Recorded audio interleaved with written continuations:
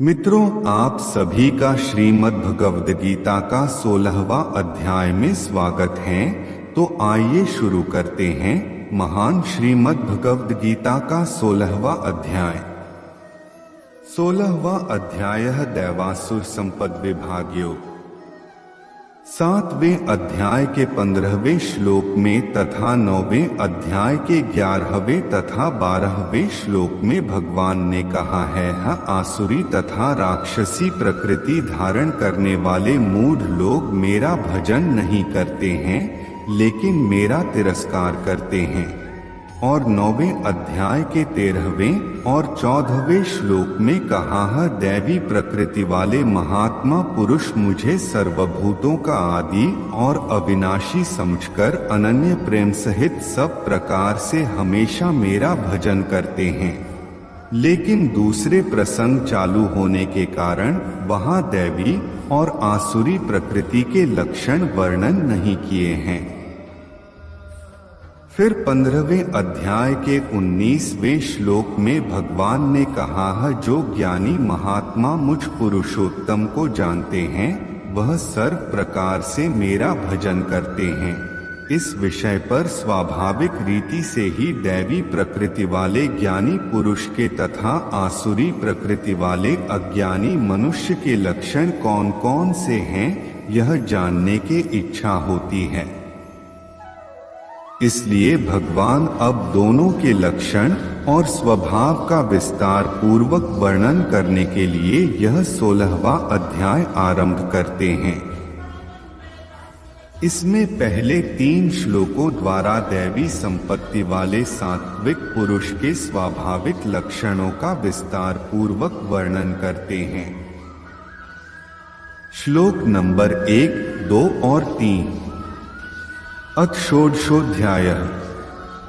श्री भगवानुवाच। अभ्यः सत्त्वसंशुद्धिर्ज्ञानयोग व्यवस्थितिः। दान दमश्च यज्ञश्च स्वाध्यायस्तप आर्जवम्। अहिंसा सत्यम क्रोधस्त्यागः शान्तिर्पैशुनम्। दया भूतेष्वलोलुप्तवम् मार्दवम् हनिर्चापलम्। तेजः क्षमा धृतियः शौचमद्रोहो नातिमानिता। भवन्ति संपदं दैवीं भिजातस्य भारत। ये सभी का अर्थ है।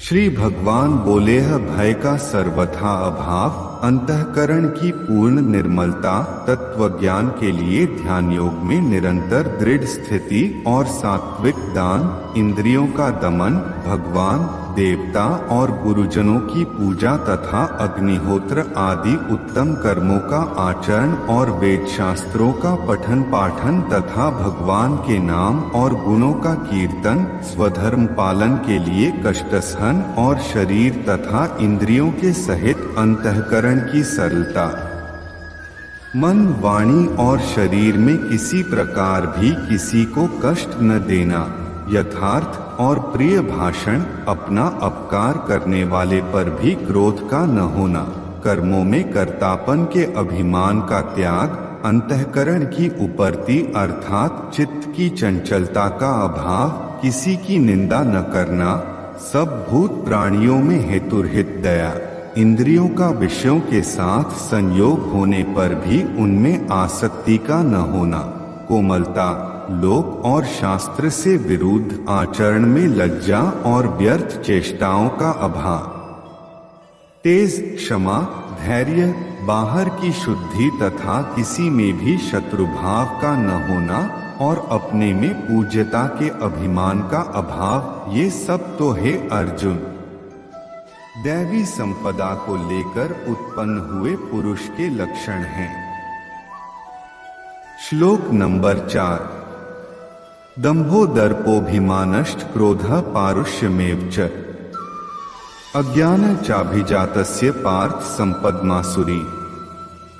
इसका अर्थ है, हे पार्थ, दंभ, घमंड और अभिमान तथा क्रोध, कठोरता और अज्ञान भी ये सब आसुरी संपदा को लेकर उत्पन्न हुए पुरुष के लक्षण हैं।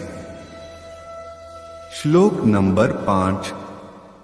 दैवी संपद विमोक्षाय निबंधाय सुरीमता मां शुचय संपदन दैवीम भिजातोसी पांडव। इसका अर्थ है दैवी संपदा मुक्ति के लिए और आसुरी संपदा बांधने के लिए मानी गई है।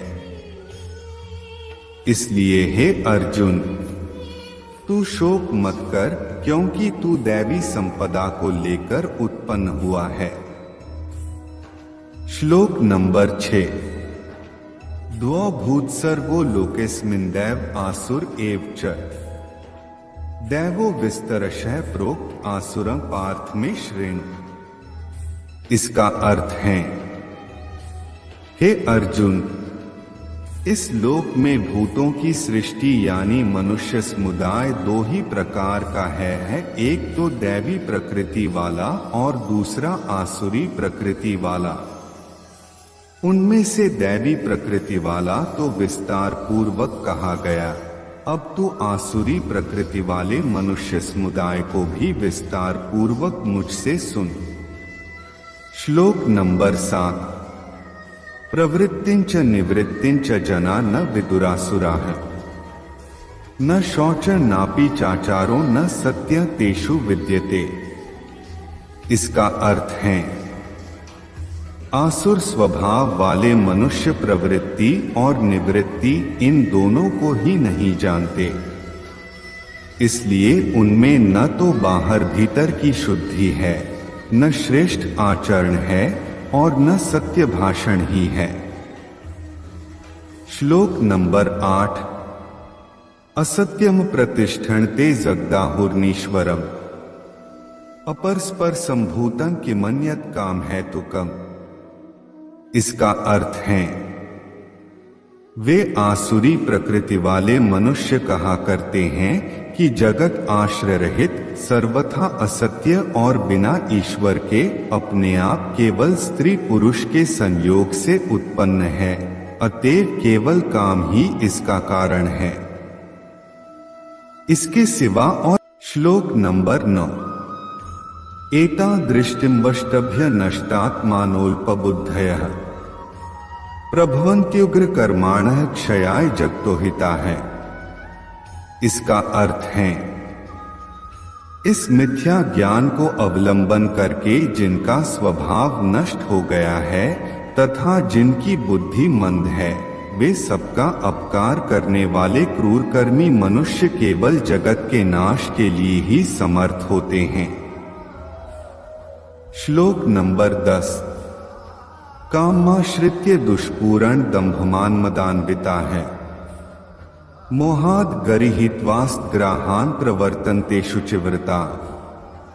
इसका अर्थ है, वे दंभ, मान और मद से युक्त मनुष्य किसी प्रकार भी पूर्ण न होने वाली कामनाओं का आश्रय लेकर अज्ञान से मिथ्या सिद्धांतों को ग्रहण करके और भ्रष्ट आचरणों को धारण करके संसार में विचरते हैं।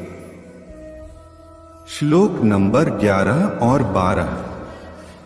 चिंतां परिमेया च प्रलयांतामुपाश्रिता है कामोपभोग परमा एतावदिति निश्चिता है आशापाश्चतैर्बद्धाः कामक्रोधपरायणाः इहन्ते काम भोगार्थमन्यायनार्थ संचया। ये सभी का अर्थ है, तथा वे मृत्यु पर्यंत रहने वाली असंख्य चिंताओं का आश्रय लेने वाले, विषय भोगों के भोगने में तत्पर रहने वाले और इतना ही सुख है इस प्रकार मानने वाले होते हैं। वे आशा की सैकड़ों फांसियों में बंधे हुए मनुष्य काम क्रोध के परायण होकर विषय भोगों के लिए अन्याय पूर्वक धनादि पदार्थों का संग्रह करने की चेष्टा करते हैं। श्लोक नंबर 13, 14, 15 और 16। मध्य मया लब्धमिम प्राप्स्ये मनोरथम् इदमस्तीदमपि मे भविष्यति पुनर्धनम् असौ मया हतः शत्रुर्हनिष्ये चाप्रानापि ईश्वरो मेहे भोगी सिद्धोह बलनान सुखी। आड्योभिजन्वानस्मि कोन्योस्ति सदृशो मया यक्षे दास्यामि मोदिष्य इत्यज्ञान विमोहिता है। अनेक चित्त विभ्रांता मोहजाल समावृता प्रसक्ताः काम भोगेषु पतन्ति नरकेषु च। ये सभी का अर्थ है। वे सोचा करते हैं कि मैंने आज यह प्राप्त कर लिया है और अब इस मनोरथ को प्राप्त कर लूंगा। मेरे पास यह इतना धन है और फिर भी यह हो जाएगा। वह शत्रु मेरे द्वारा मारा गया और उन दूसरे शत्रुओं को भी मैं मार डालूंगा। मैं ईश्वर हूं, ऐश्वर्य को भोगने वाला हूं। मैं सब सिद्धियों से युक्त हूं और बलवान तथा सुखी हूं। मैं बड़ा धनी और बड़े कुटुंब वाला हूं। मेरे समान दूसरा कौन है? मैं यज्ञ करूंगा, दान दूंगा और आमोद प्रमोद करूंगा। इस प्रकार अज्ञान से मोहित रहने वाले तथा अनेक प्रकार से भ्रमित चित्त वाले मोहरूप जाल से समावृत और विषय भोगों में अत्यंत आसक्त आसुर लोग महान अपवित्र नरक में गिरते। श्लोक नंबर 17। आत्मसंभाविताः स्तब्धा धनमान मदान्विता है यजन्ते नामयज्ञैस्ते दम्भेना विधि पूर्वकम। इसका अर्थ है वे अपने आप को ही श्रेष्ठ मानने वाले घमंडी पुरुष धन और मान के मद से युक्त होकर केवल नाम मात्र के यज्ञों द्वारा पाखंड से शास्त्र विधिरहित यजन करते हैं। श्लोक नंबर 18। अहंकारं बलं दर्पं कामं क्रोधं च संश्रिता है मामात्म पर देहेषु प्रद्विषंतो भयसूका है। इसका अर्थ है वे अहंकार, बल, घमंड, कामना और क्रोधादि के परायण और दूसरों की निंदा करने वाले पुरुष अपने और दूसरों के शरीर में स्थित मुझ अंतर्यामी से द्वेष करने वाले होते हैं। श्लोक नंबर 19। तान्ह द्विषतः क्रूरान् संसारेषु नराधमान् क्षिपाम्यजस्रं शुभानासुरीष वेग योनिषु। इसका अर्थ है उन द्वेष करने वाले पापाचारी और क्रूरकर्मी नराधमों को मैं संसार में बार बार आसुरी योनियों में डालता हूं। श्लोक नंबर 20। आसुरी योनिमापन्ना मूढ़ा जन्मनि जन्मनि माम प्राप्य कौन्तेय ततो यान्त्यधमागति। इसका अर्थ है हे अर्जुन, वे मूढ़ मुझको न प्राप्त होकर ही जन्म जन्म में आसुरी योनि को प्राप्त होते हैं, फिर उससे भी अति नीच गति को प्राप्त होते हैं, अर्थात घोर नरकों में पड़ते हैं। श्लोक नंबर 21। त्रिविध नरक से दम द्वारण नाशनमात्मनः कामा क्रोधस्तथा लोभस्तस्मादेतत्त्रयं त्यजे। इसका अर्थ है काम, क्रोध तथा लोभ ये 3 प्रकार के नरक के द्वार आत्मा का नाश करने वाले अर्थात उसको अधोगति में ले जाने वाले हैं। अतएव इन तीनों को त्याग देना चाहिए। श्लोक नंबर 22। एतैर्विमुक्तः कौन्तेय तमोद्वारैस्त्रिभिर्नरः आचर्त्यात्मनः श्रेयस्ततो याति परांगतिं। इसका अर्थ है हे अर्जुन, इन तीनों नरक के द्वारों से मुक्त पुरुष अपने कल्याण का आचरण करता है, इससे वह परम गति को जाता है, अर्थात मुझको प्राप्त हो जाता है। श्लोक नंबर 23।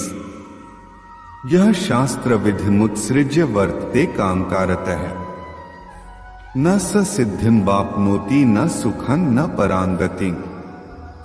इसका अर्थ है जो पुरुष शास्त्र विधि को त्याग कर अपनी इच्छा से मनमाना आचरण करता है वह न सिद्धि को प्राप्त होता है, न परम गति को और न सुख को ही।